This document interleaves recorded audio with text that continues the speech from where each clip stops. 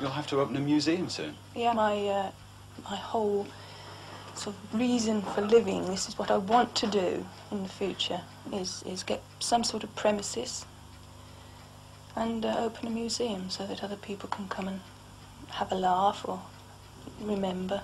The collection's culled from charity and junk shops, waste skips and jumble sales.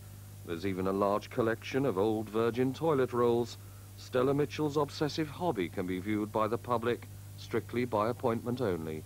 A lot of it seems to be the sort of stuff that other people would have thrown away. That's exactly it. That is the nub of the thing. Other people collect antiques, and they were made to be kept. But it is significant if you get something that is probably the only one of its kind left. It used to be rubbish. What most families throw away, Stella Mitchell hoards. And hoards. This used to be the bedroom. So did this. And this. She spends around £10 a week buying other people's junk. In less than 20 years, she and her husband have turned a 3-bedroom terraced cottage into a shrine to the 1940s, 50s and 60s. It's taken over their lives and their home, so they're moving out to an old church in Sussex and calling it the Museum of Rejecta Menta.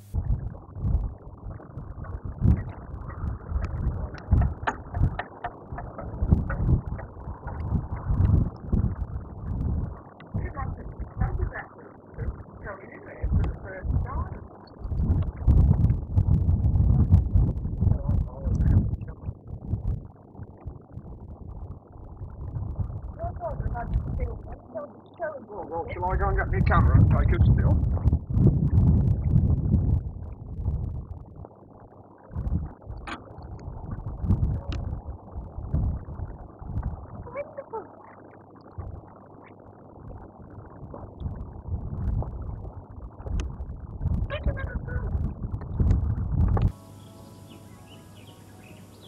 The old church at East Wittering near Chichester is deceptive. Outside it looks every bit a 12th century church.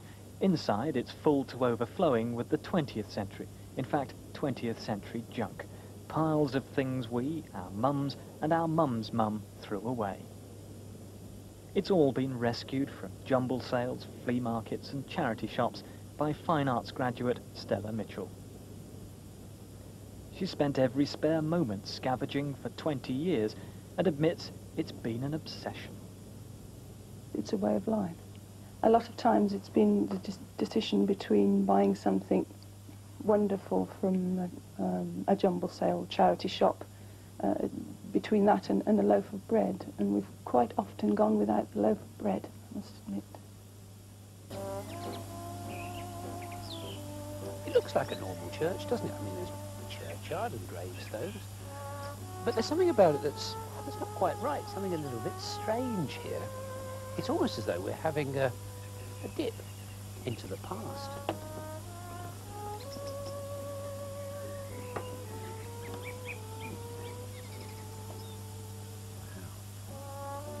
Hello.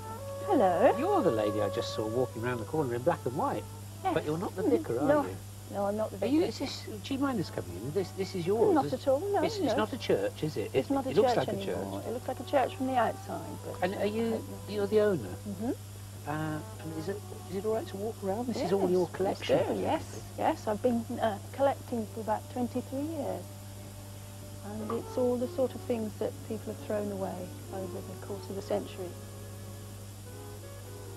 I worked as a post lady in Cheltenham, Gloucestershire, for 14 years, while I was doing most of the collecting. Did you have a big red bike? Like I did indeed, yes.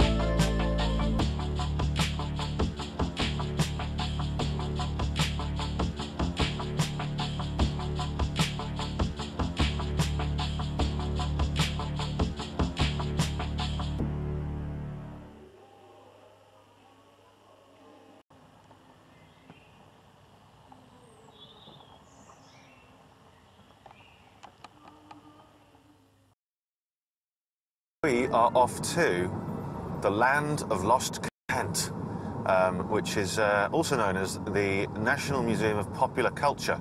It's a very grand title, and it's in a little village called Craven Arms. Is it down here? Oh, hello. This is very impressive, actually. I didn't think this. It might be someone's front room. Hi, Stella. Hello, yes I am. Hello, I'm Danny. Hello, Nice to meet Danny. you. Stella Mitchell has been collecting everyday things for more than 40 years, trawling car boot sales and charity shops for hidden treasures. And she sticks it all in an old market hall near Shrewsbury in Shropshire. Wow. You've now been awarded the Wallace Order of British Excellence. Oh, that's my favourite item. Is it? Yes. Well, have all so these? Far. So far, I sense yes. your line. I sense your line. Look noble, look noble. It has inspired me going there. It's inspired me in the sense that this lady's really passionate about something and she enjoys every single day, and it's a real present for the nation. And I've started to wonder whether I could give a little present to the nation as well. Just got to work out what. And there's one thing for sure that we need from 2020, and that's an improvement on how things are today. We've got a world that's at the moment is in a downturn, and the gap between rich and poor is far too big, whether you look at it within a nation or between nations. There's plenty of studies out there at the moment. I'm reading a fantastic book at the moment called The Spirit Level, which completely backs up everything that I've been thinking throughout my career, that the sooner we get society to have less of a gap between rich and poor, the happier we'll all be. Not just the people who are at the moment poor, but the happier that we'll be at the wealthier end of society. And that's got to be the aim, and we can't change the fact that we're a world based on consumption. We can't really change the fact of a capitalist economy should work. It's just that it's fallen down a little bit at the moment. But we have to make a capitalist economy work for everybody, and that's something that can be done.